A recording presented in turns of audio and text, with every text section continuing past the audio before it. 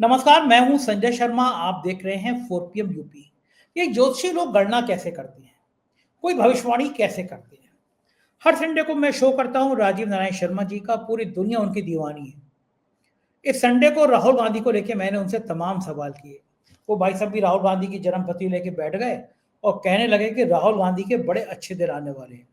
मैंने कौन से अच्छे दिन क्या आने वाले हैं, कोर्ट का फैसला आने वाला है, सांसद ही चली जाएगी। फिर उन्होंने राहुल गांधी को जो कुछ कहा वो कुछ ही दिनों में कैसे सच हुआ, ये मेरे लिए हैरानी भरी बात थी। मैं वो पार्ट दिखा रहा हूँ आपको, आप सुनिए। जो राहुल गांधी की ने कहा वो सच साबित हुआ। ये हैरानी भरी बात थी। आप भी सुनिए। संडे वाले दिन आप देखेंगे तो मेरे यूट्यूब पे संडे को प्रोग्राम लोड चुका है। चलते हैं राजीव नारायण जी के पास। पूरे देश को इंतजार है कि अब राहुल गांधी सोनिया गांधी का क्या होगा। नेशनल हेराल्ड केस में जितनी दुश्मनी निकाल सकती थी मोदी सरकार उतनी निकाली। सोनिया गांधी 80 साल की हो गई, लेकिन उन पर FIR नोटिस। एक इतनी उम्र की महिला जिसने वो पति की मौत के बाद आराम से इटली वापस जा सकती थी, लेकिन वो यहाँ रही, देश के लिए कुर्बानी दी उन्होंने। एक बार ऐसा था मौका कि वो प्रधानमंत्री बन सकती थी, लेकिन तब भी उन्होंने स्वीकार नहीं किया। आराम से काम करती रही पार्टी के लिए, उसको उनको परेशान करना। और अब राहुल गांधी का फैसला आने वाला है नेशनल हेराल्ड कोर्ट में, और अगर सजा होती है तो ये राहुल गांधी की राजनीति के लिए बहुत बड़ा झटका होगा। तो आपने राहुल गांधी की कई बार जन्म पत्री डिस्कस किए हैं, उनके सितारों के बारे में, उनके ग्रहों के बारे में डिस्कस किया। तो आज पूरे देश के, पूरी दुनिया के लोग जानना चाहते हैं कि राहुल गांधी की जन्म पत्री का कौन सा ग्रह है, कौन सा नक्षत्र है, कौन से सितारे हैं जो उनको बचा सकते हैं या उनको जेल भिजवा सकते हैं। राहुल गांधी की राजनीति में भविष्य में क्या योग है, राहुल गांधी का सितारा उदय होगा या नहीं होगा, किस पद तक जा सकते हैं, क्या देश के प्रधानमंत्री बन सकते हैं, क्या होगा राहुल गांधी का, इस पे मुझे जरा विस्तार से बताइए। दर्शकों ने कई बार मुझे मेल किया है, मैसेज किया है। एक मोहतरमा लगातार चिंतित हैं, वो आपको भी मैसेज किया था उन्होंने कि राहुल गांधी का जरूर बताइए। तो मैं जानना चाहता हूं कि प्लीज बताइए कि राहुल गांधी के भविष्य क्या होने वाला है। देखिए संजय जी, बहुत अच्छा प्रश्न है आपका। और सबसे पहले मैं बताना चाहता हूं कि जो राहुल गांधी की जो सोशल मीडिया में जो हमारे जो प्रोपेगेंडा के तहत जो है बीजेपी के कुछ जोशी काम करते हैं, वो गलत हॉरोस्कोप डिस्कस करते हैं। मेरे पास एक्यूरेट हॉरोस्कोप है, तो क्योंकि वो माधवन जी जो सोनिया गांधी के PA होते थे, उन्होंने मेरे को ये सब डिटेल दी थी। तो राहुल गांधी की ये बर्थ हॉरोस्कोप है, आप लोगों के पास है और उसको दिखाइएगा। तो मैं आपको सबसे पहले ये बताना चाह रहा हूँ कि राहुल गांधी के बारे में ये बताना है कि भाई इनकी फैमिली के बारे में भी तो हमें थोड़ा सा जानना चाहिए। जैसे अभी आपने बहुत सारी बातें बताई हैं कि किस तरह से सोनिया गांधी जा सकती थी विदेश अपने बच्चों को लेकर के, और उन्होंने जो विलिंग नहीं थी राजीव गांधी के राजनीति में आने के लिए, लेकिन उस सब चीजों के बावजूद उन्होंने इस देश को अपनाया, और इस देश को अपनाने के बाद में अपने बच्चों को भी देश की सेवा करने के लिए भेजा।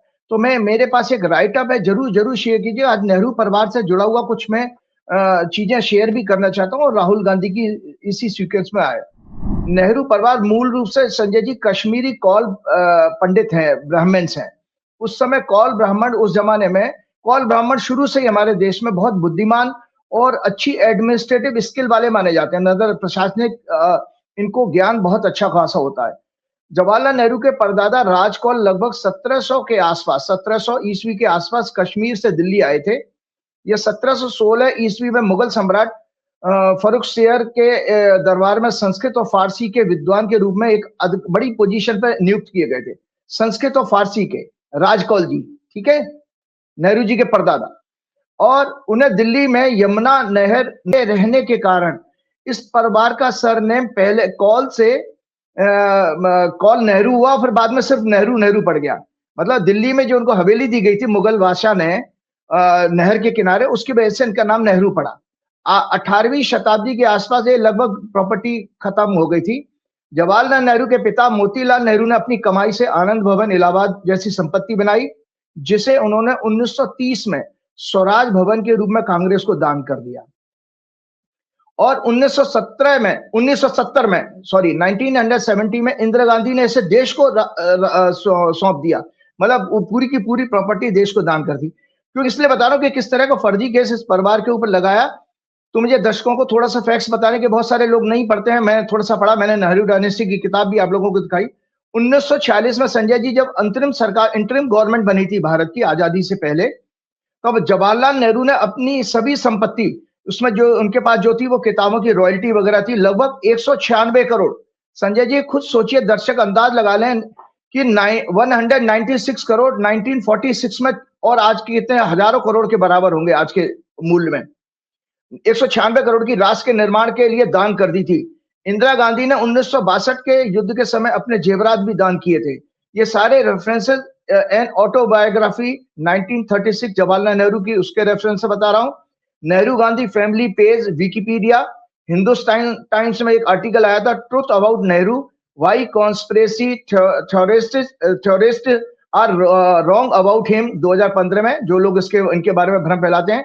और कांग्रेस संदेश पर भी नेहरू के दान का विवरण है।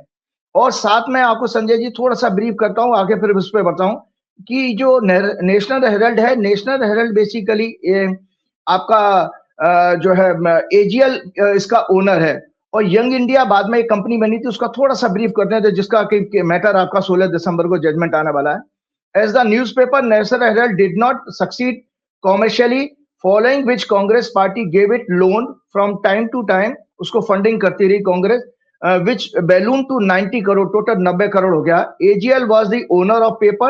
To revive AGL as a debt-free company, the loan was transferred to a new company called Young India, and the entire debt was turned into equity.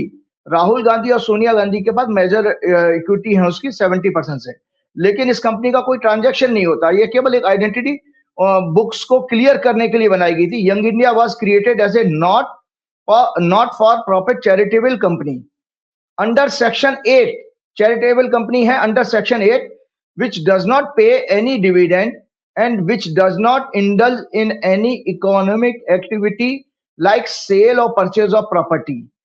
The only crime is that 2% with a criminal mindset are running a fake narrative because they have failed on every front: economy, employment, महंगाई, diplomacy, and make in India also failed. So fake in India has been crafted to run the fake narrative. तो ये सारी कहानी थी, और there is no crime under any law. PMLA Companies Act जो है, कांग्रेस ने क्वेश्चन भी किया, how can there be money laundering case when there is no transfer of money or property and there is no money trail. तो राहुल गांधी के ऊपर जो है, एक्चुअली उनकी, राहुल गांधी की जो इस समय दशा चल रही है, पहले जब ये केसेस हुए थे तो राहु उनके 6वें घर में था, आज उनके 5वें घर में है, जो जन का राहु है। राहुल गांधी का दर्शकों, मैंने आपको हमेशा प्रोग्राम में डिस्कस किया है कि 19 जून 1970 को जन्म हुआ था, तुला लग्न की हॉरोस्कोप है, और धनु राशि है इनकी, चंद्रमा मतलब धनु में, केतु का मूल नक्षत्र में पैदा हुआ। केतु इनके एम्बिशन और अचीवमेंट के हाउस में है। इनका लग्न चंद्रमा की राशि और सूर्य सभी शुभ ग्रहों से संबंध रखते हैं। साथ ही चंद्रमा बृहस्पति की राशि में है। सूर्य दया, करुणा, एम्पैथी, मॉरलिटी, न्याय, धर्म और चेतना, कॉन्शियसनेस और हायर नॉलेज मतलब स्पिरिचुअलिटी के 9वें घर में, 9th हाउस से देखी जाती हैं। लग्न में विवेक, विजडम, नैतिकता, धर्म, आस्था को सिग्निफाई करने वाला ब्रह्मांड का सबसे शुभ ग्रह बृहस्पति इनकी कुंडली में मौजूद है। बृहस्पति लगन के साथ साथ 7th हाउस को देख रहा है, 5वें घर को देख रहा है और 9th हाउस को देख रहा है, जिसमें सूर्य मतलब पॉलिटिक्स और गवर्नेंस का सिग्निफिकेटर भी है। मंगल करेज और एग्रेशन और बोल्डनेस का प्रतीक है, जो इसको प्रभावित कर रहा है। मंगल को ये क्या नाम, मंगल और सूर्य को भी प्रभावित कर रहे हैं आपके बृहस्पति। बाकी चीजें मैंने सिग्निफिकेंस इस राइट अप में लिखी है, मैं उसको डिटेल में नहीं पढ़ूंगा, लेकिन जल्दी से मैं आगे बढ़ता। ये कुंडली के सभी भाव बृहस्पति के प्रभाव में। Rahul Gandhi is a true leader who is sober, dignified, honest, transparent, physically fit, hardworking, possesses a balanced mindset, bold and fearless, because Sun and Mars are aspecting third house. Third house होता है हमारा करेज का, वेलोर का, and Moon चंद्रमा को भी, इसलिए mind से भी fearless है बंदा, and has immense empathy for the poor and downtrodden people, इसलिए बुद्धों को समाज के हर वर्ग के लोगों से मिलते हैं। He has both the vision and the ability to take Gen Z and people from all sections of society along with him and lead them इतने अच्छे उनके आज के मॉडर्न टाइम में जितने बुक्स में आपके अच्छे लीडर के गुण होने चाहिए वो राहुल गांधी के मौजूद हैं। ये हमारा दुर्भाग्य है कि हम अभी तक राहुल गांधी के टैलेंट को और राहुल गांधी को समझ नहीं पाए। बहुत अच्छा इंसान है, मैं तो कभी मिला नहीं, पता नहीं भगवान जाने कब मौका आएगा। तो मैं तीसरे घर के थोड़े से सिग्निफिकेंस बता देता हूं कि तीसरा घर इनका बहुत स्ट्रांग है। Courage, friends, associates, mental stability, inclination, fitness, valour, उत्साह, धैर्य, कठिन परिश्रम, stamina, journey, campaign, communication, physical growth, hobbies, स्मरण शक्ति को सिग्निफाई करता है और जर्नलिज्म को भी तीसरा कर करता है। संजय जी, एक छोटा सा मजाक वाली बात बता रहा हूं। एक भाजपा उन्होंने खड़ी की थी, गुजरात के एक भूतपूर्व मुख्यमंत्री, नामी गिरामी, मोदी जी से भी उम्र में बड़े हैं। उन्होंने मुझे बहुत दशकों में रिपीट कर रहा हूं, शायद कभी मैंने बताया, उन्होंने एक बार मुझे बताया कि राहुल बहुत अच्छा लड़का है। और उन्होंने ये भी बताया था कि इतना पावरफुल है, क्योंकि जो शायद ब्लैक बेल्ट जूडो कराटे भी करते रहते हैं, कि अगर ये एक मुक्का दीवार में मारे संजय जी तो दीवार तोड़ सकता है। तो वो हंस के कहने लगे कि अगर अमित शाह और मोदी की ये कलाई पकड़ ले तो अमित शाह मोदी छुड़ा नहीं सकते। ये उन्होंने मुझसे कई साल पहले बात बताई थी। और अब मैं आता हूं लग्नेश, इनका देखिए, जो आपकी वो मोहतरमा की आप बात कर रही थी, बहुत सारे लोगों ने मुझे प्रश्न करके पूछा कि राहुल गांधी की लाइफ को खतरा तो नहीं है, क्योंकि शायद दिल्ली की पुलिस ने भी कोई उनकी इकोनॉमिक विंग ने कुछ अभी महीने भर पहले शायद एक एफआईआर करी थी। तो देखिए दर्शकों, आपका फियर मैं निकाल रहा हूं। इनका लग्नेश शुक्र 10वें भाव में अमल कीर्ति योग बना रहा है। अगर लग्नेश 10वें भाव में हो तो आयु मिलती है। साथ ही इनका लग्न नवमांश में वर्गोत्तम है। ये भी एक ज्योतिष का फंडामेंटल सिद्धांत है। अगर आपका लग्न वर्गोत्तम में, मतलब जो नवमांश का लगन और जन्म का लगन अगर एक है, जो लोग ज्योतिष समझते हैं वो समझ जाएंगे, तो भी आयु आपको मिल जाती है। और दोनों जगह पर जुपिटर है लगन में, उनका मतलब तुलाई लगन बना नवमांश में भी और जुपिटर वहां पर भी है, इसलिए इनकी दीर्घायु है। ये इनकी आयु के लिए बिल्कुल आप खतरा, मतलब टेंशन मत रखिएगा। जो लोग उनको जो है पसंद करते हैं और उनको प्रेम करते हैं। वर्तमान में संजय जी, राहुल गांधी की ग्रह दशा चल रही है राहु, शनि और सूर्य की। सूर्य इनका अचीवमेंट के घर का लॉर्ड है, 9वें घर में बैठा है जुडिशरी के। अब मैं आपके क्वेश्चन के ऊपर धीरे धीरे आ रहा हूं। राहु जन्म के राहु से गोचर कर रहा है, इनका जन्म का राहु भी 5वें घर में वहीं से है, तो इसलिए वो भी एक सेफ्टी आ रही है। क्योंकि अगर महादशा का स्वामी, ज्योतिष सीखने वालों, आप मेरे से एक फंडामेंटल सिद्धांत ले लो। अगर वर्तमान में आपका महादशा का लॉर्ड खराब घर से गोचर कर रहा था, आपका खराब समय। लेकिन राहुल गांधी के लिए ऐसा संकेत नहीं है, क्योंकि त्रिकोण जैसे शुभ ग्रह से, शुभ हाउस से उनका महादशा का लॉर्ड ट्रांजिट कर रहा है। शनि इनके 6वें भाव में है। 6वें भाव का शनि बहुत अच्छा माना जाता है। 6वां भाव होता है Sanjay ji enemy, litigation, fight, agitation and protest का। इसीलिए इनके ऊपर केस वेस होते रहे, कोई फर्क नहीं पड़ता। लेकिन इनके लिए शत्रुहंता का 6वें घर का शनि, 6वें घर का राहु शत्रुहंता का योग बनाता है। शत्रुहंता कहते हैं डिस्ट्रॉयर ऑफ एनिमीज का योग बना रहा है, अर्थात शत्रुओं पर भारी पड़ना। अमित शाह, मोदी या कोई और भी है तो वो राहुल गांधी घबराएंगे नहीं। तो इसका मतलब शत्रुहंता का मतलब समझ लीजिए दर्शकों, शत्रुओं पर भारी पड़ना और उन पर विजय प्राप्त करना। इसी तरह लिटिगेशन में फंसना, वो योग भी होगा, लेकिन लिटिगेशन से बाहर निकल जाना उनको जीत करके। सूर्य इनका जो प्रत्यंतर दशा चली वो 9वें घर में है और अचीवमेंट सक्सेस के 11th हाउस का स्वामी भी है। 8 जनवरी 2008, 8 जनवरी 2026 से इनकी चंद्रमा की जो 10वें घर का स्वामी प्रत्यंतर दशा शुरू होगी, जो अप्रैल 2026 तक चलेगी। वर्तमान में नहीं संजय जी, वर्तमान में देश में नहीं, पूरे विश्व में इनकी फिलोसफिकल, पॉलिटिकल, डिप्लोमेटिक अंडरस्टैंडिंग की प्रशंसा होगी, जिससे इन्हें यश प्राप्त होगा, इनका प्रताप बढ़ेगा। जो आप आगे का समय पूछ रहे थे क्या भविष्य है, इनको यश प्राप्त होगा, प्रताप बढ़ेगा। वर्ल्ड लीडर्स और देश की जनता इन्हें नरेंद्र मोदी से ज्यादा सीरियसली, गंभीरता से लेगी और विश्वास करेगी, ट्रस्ट करेगी। अब 16 दिसंबर को बता देता हूं। 16 दिसंबर को दर्शकों Rouse Avenue court money laundering से जुड़े एक मैटर का जजमेंट सुनाने जा रहा है।